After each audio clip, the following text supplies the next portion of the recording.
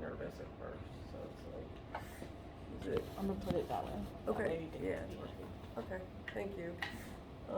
Yeah, so, yeah, last time we were talking about the kind of anxiety you were feeling around COVID and in your class and stuff like that. So. Yeah, so I was looking at like my calendar and like the last time we were talking about this was I had just got off of like being sick for a week Mhm. and like I never get sick, so that Really? like I shouldn't say never because I'll probably end up sick. I'm stupid. Yeah. But like I usually don't ever get a flu or a cold or thank God I haven't been I've been exposed to COVID but haven't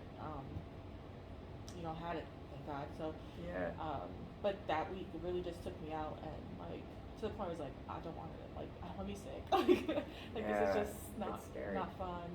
And like, I mean, you sound a little congested now. Are you? Still... Yeah, it's just now I'm realizing that allergies are coming into play. Like it's just funny. Like over the break, I was home and like my parents lived with me. So like my dad is a very he's getting older, as to say, but like in terms of like he's picking up habits that like his parents have, and my grandmother's house is full of like plants, and so my dad is now like becoming a plant dad, and has plants everywhere, like just different plants everywhere, and so like I'm like I think I'm allergic to half of them because I go home and I just can't even breathe in my own house.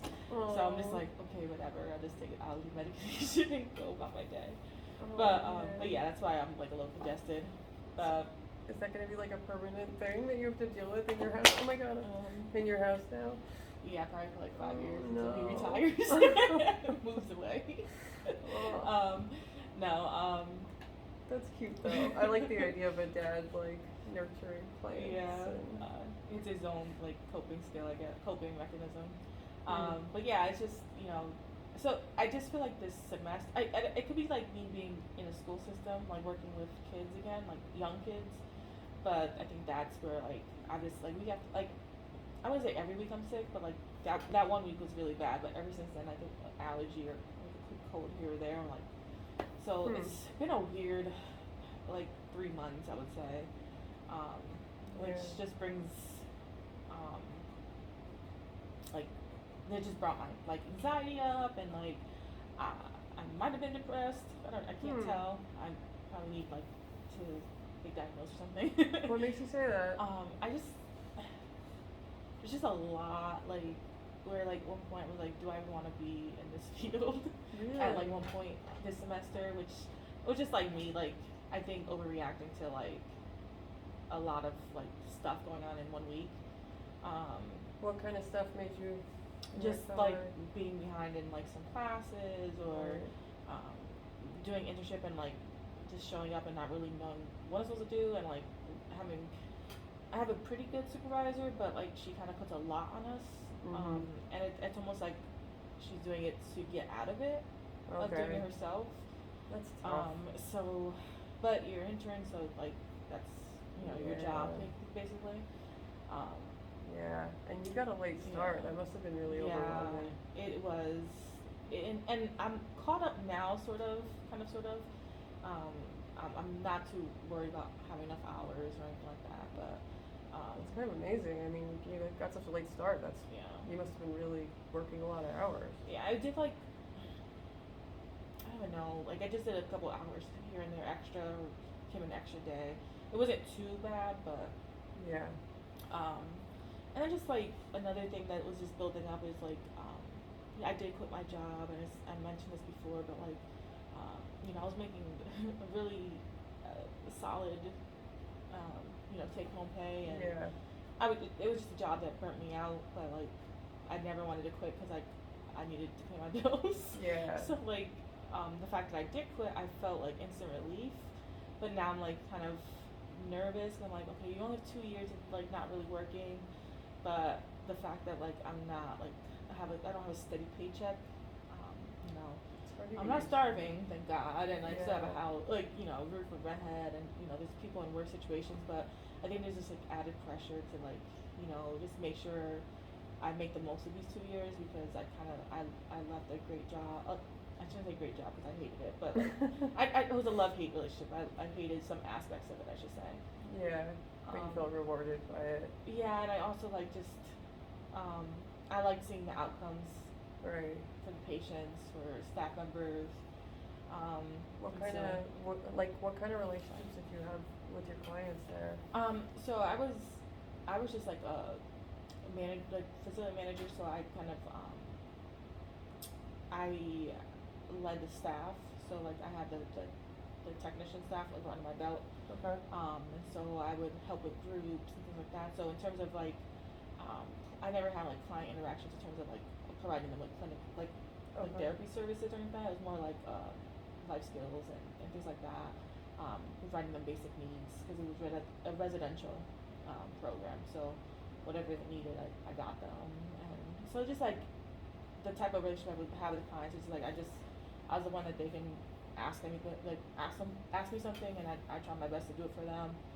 But I was also the one that like reined them in when they were, when it was difficulty with staff and patients. Mm-hmm. At the end of the day, like, I wanted to support my staff, but also like there was a fine line, and this is where like the burnout happened. The fine line of supporting your staff and also like, the patients are here for a reason. So that it was a hard line to like to maintain. I feel like I did a good job at it.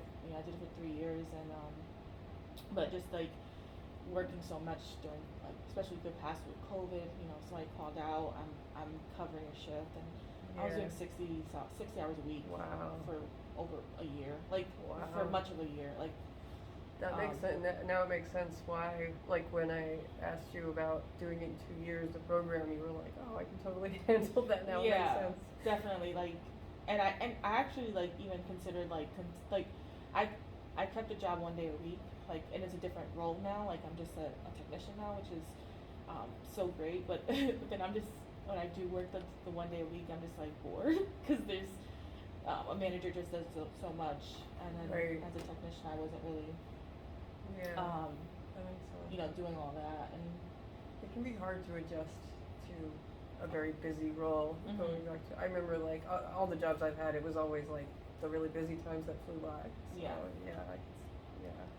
Well, yeah. I mean, how does it feel to hang on to the same job for 1 day a week? I know it's not the same job at the same location. So that's been like difficult because, and I didn't feel this way at first because I didn't really know what the staff thought, but because a lot of times when you're a manager, you're not connected. Like, there's a connection you have with your staff, but like, you're not going out with them for drinks or things like that. So like, that they're doing that on their own, and when they go out for drinks, because I was a worker once, and I go to drinks, and I was talking about my boss. I'm like, I'm pretty sure they're out there like. Talking about each other, hate complaining this about you. Complaining, but like, but I felt some satisfaction I left because like, there was just a lot of like, why are you doing this? Like, this is, there was a lot of, it's my little pride getting in my way, but like, there's a lot of like, like we're happy you're going to school, but like, this program has sucked for like before you got here, and like we don't want it to go back to that, and like, there's finally some order here. And so when I left and stepped down to the role, like the program director asked me, she's like, well, would you be able to take, because the new manager who took my spot was somebody I oversaw for a few months. Right. And so she's like, would you be able to take direction from her? Like, and it kind of questioned, I felt like she was questioning my professionalism. Okay. And I didn't like that. So I was like, of course I can. But when I did step down, like, it came to light that like most of the other staff kind of hated this girl, this woman who's taking my position. Okay. So like there was a lot of like they were coming to me, and I really had to like kind of separate myself from that because I didn't want to take part of like that type of like I'm like she's brand new, like give her some time, but there was a lot of people who like just quit, and I ended up switching my shift so that I wouldn't work with people I directly supervised. I would work with like newer people because I don't want to kind of power struggle with or like even cause some kind of tension. It's really smart. And also like I just wanted to go to work and have an easy day and not hear the complaints.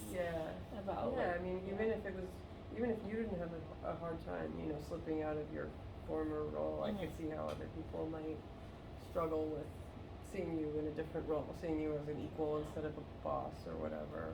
So I think like I agree, and then like the fact that like I was for some time during the semester, like where I was working with people who were complaining to me all the time. I think that that really contributed to like my anxiety and like what I was going through like here, because I'm like I just I'm trying to get through 2 years here and like do something with this degree that find out what I want to do and like go forward. Yeah. And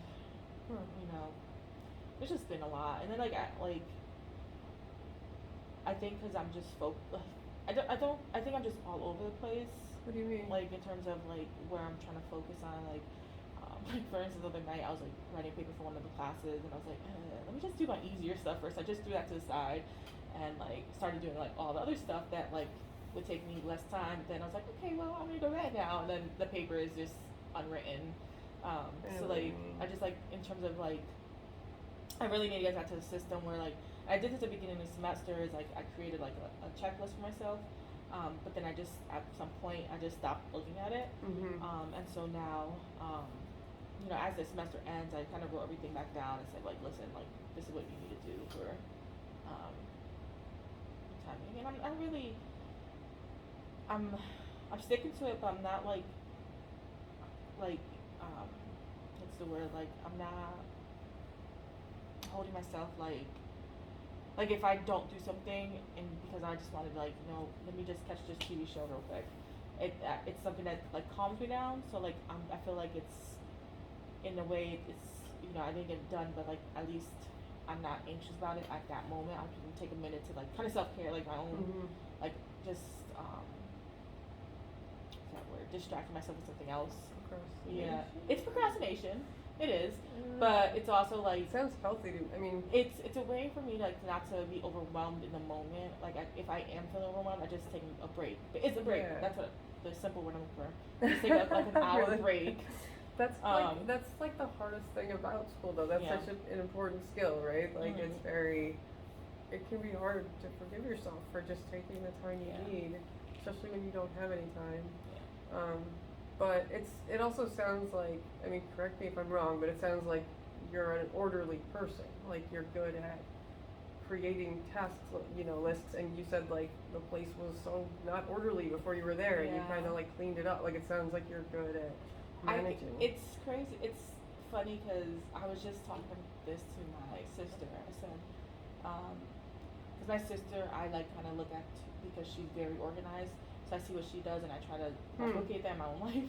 But like when it came to work, I was very orderly. Like I didn't like there to be a mess, and then like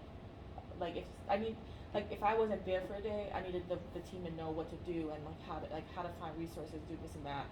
And so you would think that because I was like that at work, I was like that at home, but like no, not necessarily. No, like it's just So you're not like that at home? I in shared spaces, yes. Okay. But in my own like personal room, I go in my room and like it's supposed to be a retreat, but like I just drop my things down and like go to bed and things like that. So like I do need some more structure in that part of my life, like just my organization in my own personal space. Okay. Like my room is just not it right now. It's just not looking good.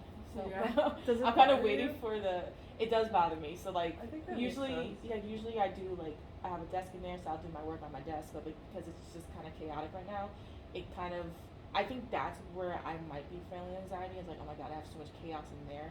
So I end up doing my work at my kitchen table. So which focuses me because again, like I have a desk in my bedroom and my bed's in my bedroom, and I want to take a nap. I might quickly go there, but at my kitchen table, I'm kind of focused. It can help to have your stuff like separated. Yeah.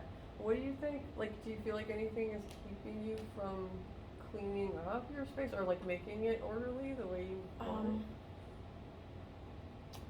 I just think I'm getting in my own way. Like I'm just doing. Like I can easily do it. But then I'm like, you know what? I can also go to Target right now and like buy something. Or so like Whereas like it could be as simple like as taking, you know, when I was a kid, my mom used to tell me like, oh, I just need you guys to take an hour out of your day to, you know, I have siblings, so you'll clean the kitchen, take an hour, do what you need to do in the kitchen. You take an hour and straighten up the living room and stuff like that, or whatever it was. It doesn't have to be an hour, but like just take some time out of your day. Where I did that as a kid growing up, and so like now I feel like I need to kind of bring that back. Like take an hour, and like when you do your laundry and fold your clothes, put the clothes away. Don't leave the folded clothes in the clean hamper. So yeah, it's stuff that you would think you learned 10 years ago, but yeah, we did it. So. Yeah, I think it can feel I think it can feel liberating though. Like I don't know if you were like this, but being a kid and being like, when I'm a grown up, I'm gonna eat candy for breakfast, and I'm gonna live in a total mess and like live in my own squalor and love it, and then you get there and you're like, oh, this is not the life I expected. Yeah. But I mean, I'm hopeful. You know, I don't think like I feel like I took a lot from this semester in terms of like the stuff I learned like in other classes, but also just like knowing like, you know, I have a week and a half left. There's 2 weeks for some classes. You know, you're just gonna get through it. You have your checklist, get through it. And then I took 2 weeks off of like work in my internship, so I have a 2-week break. That's awesome. Where I'm gonna, that's where I get my life together in the 2 weeks. That's cool. Because I know that I don't want to have the same feeling next semester at the end of the semester. Like, there has to be some type of change where like next semester I get on top of things and just don't fall behind like this, because it's just not, the anxiety that builds up when you're so behind, just not worth it. So something I think is hard about grad school, I wonder if you've had the same experience, is like as an undergrad, I feel like getting everything done that you were assigned, all the reading and everything, like that was what you were supposed to do.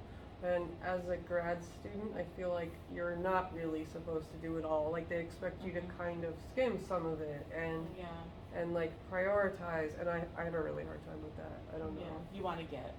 Like I feel like I'm not doing part of it if I skim it, or if I don't read every article when I'm assigned like 6 articles and then I have to write a post and I only write about a few. I'm like, oh my god, I'm so behind. But I might not be.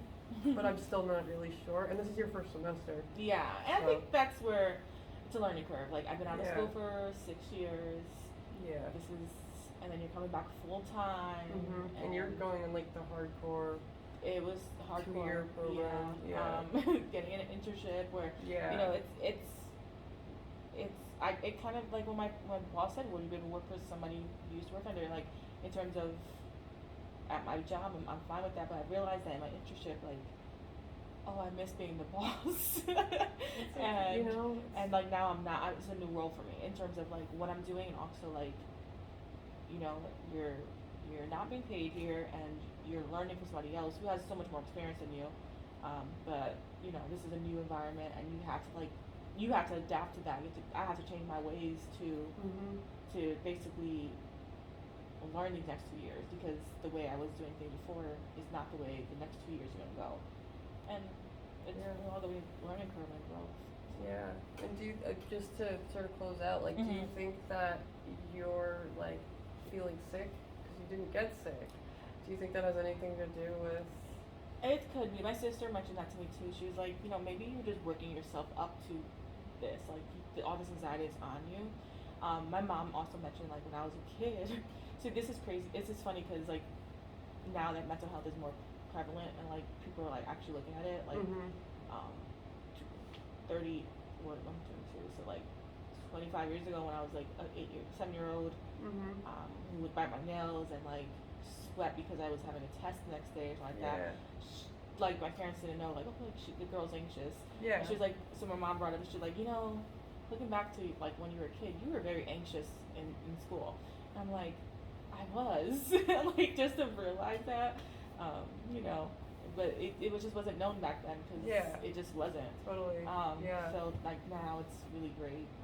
And then I'm a part of that. I'm going to be a part of that, like, to help you know, other people realize that this is like labeling what they are going through and making it totally acceptable, and just, you know, Yeah. find some skills to change it.